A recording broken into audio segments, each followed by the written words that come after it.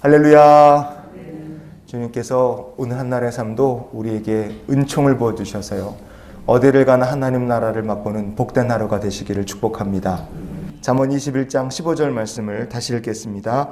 정의를 행하는 것이 의인에게는 즐거움이요 죄인에게는 패망이니라. 아멘. 독재자의 딜레마라는 이야기가 있습니다. 이게 뭐냐면, 독재자의 힘이 커질수록 독재자의 두려움도 커진다는 뜻이에요. 독재자들은요, 6가지 정도의 정신병 증상이 있다 그래요. 세디즘, 반사회성, 편집증, 나르시즘, 조현증, 분열증, 이게 다 나올 수도 있고요, 조금씩 있을 수 있지만, 독재자, 모든 권력을 손에 쥐고 날아가는 새도 떨어뜨릴 것 같은 그런 사람들이 이런 말도 안 되는 정신적인 질병들을 앓고 있다 합니다. 아마 간혹 사람 중에는 그 독재자들 갖고 있는 권력이나 재물이 부러워 보이는 사람도 있을 겁니다. 그러나 우리가 잊으면 안 돼요. 엄청난 재물, 엄청난 권세를 가지고 있는 것 같아도 독재자는 결국 행복할 수가 없습니다. 김정은 같은 사람만 봐도 행복할 수가 없어요. 마지막에 괴로움 가운데 시달리다 죽는 것이 독재자의 최후라는 것을 우리가 잊지 않았으면 좋겠습니다. 이런 사람들은 정의가 사회에서 꿈틀대는 것조차 두려워합니다. 왜냐? 정의가 행해진다 하는 것은, 그것은 독재자에게 재앙이고 죽음이기 때문에 그래요. 하지만 의인은 다릅니다.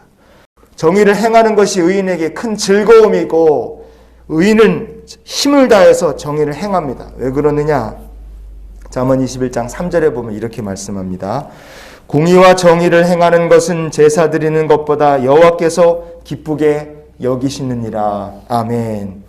우리가 전에 살펴봤던 것처럼 공의를 행하며 사는 것이 하나님께서 기쁘게 여기시는 삶이기 때문에 그래요. 그래서 의인은 공의를 행하기 위해 힘을 다합니다. 행한다.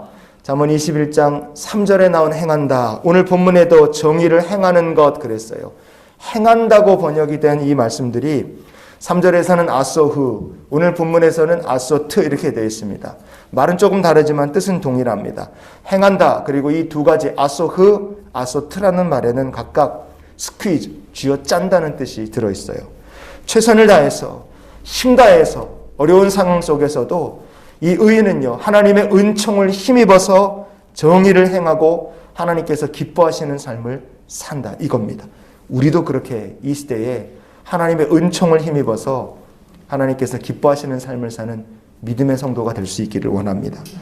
그렇게 힘을 다해서, 은총을 힘입어 힘 다해서 정의를 행하고 하나님을 기쁘시게 하는 삶을 사는 성도, 하나님께서 그 성도들에게 어떤 복을 주시겠습니까? 은총과 긍휼을 내려주십니다. 영원한 은총, 영원한 긍휼을 내려주시는 거예요. 호세아서 2장 19절 말씀을 같이 한번 찾아보시겠습니다. 내가 내게 장가들어 영원히 살되 공의와 정의와 은총과 긍휼이 여김으로 내게 장가들며. 아멘.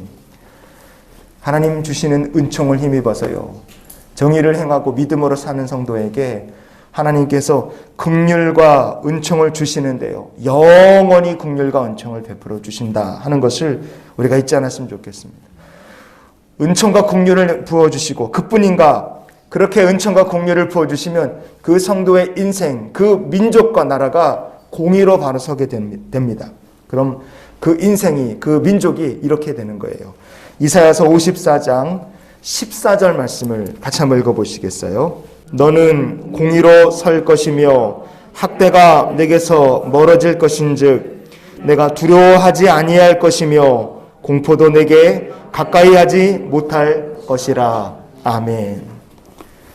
우리가 세상 사는 게 참 막막할 때가 있고 두려울 때가 있습니다. 하지만 막강한 권세를 군림하는 독재자도 권세가 커질수록 두려움이 커지는 삶을 살 수밖에 없어도, 하나님께서 공의로 세워주시는 인생은요, 어떤 상황과 형편 속에서도 학대가 가까이 하지 못하고 공포가 얼씬하지 못하는 참으로 복된 인생이 되는 줄 믿습니다.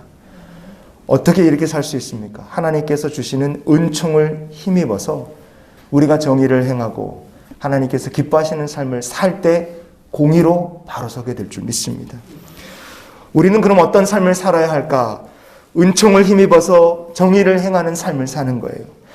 어떻게 하면 정의를 행하는 삶을 사는가?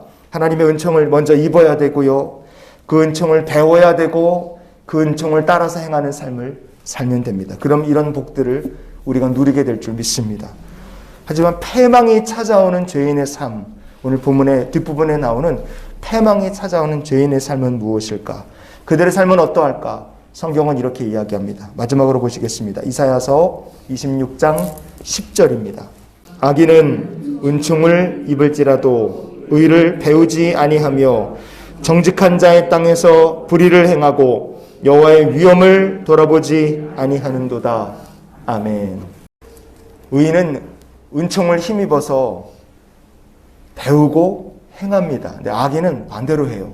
은총을 입어도 은총을 배우지도 않고 행하지도 않습니다.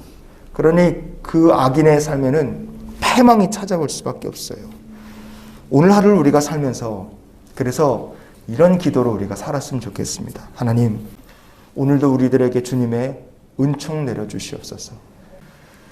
대한민국에 주님께서 은총을 내려주시고 다음 세대 자녀들에게 주님께서 은총을 내려주셔서 하나님의 은총을 힘입어 공의로 굳게 서는 우리의 삶이 되고 자녀들의 미래가 되고 이 나라의 미래가 되기를 기도하는 귀한 하루가 되시기를 예수님 이름으로 축원을 드립니다.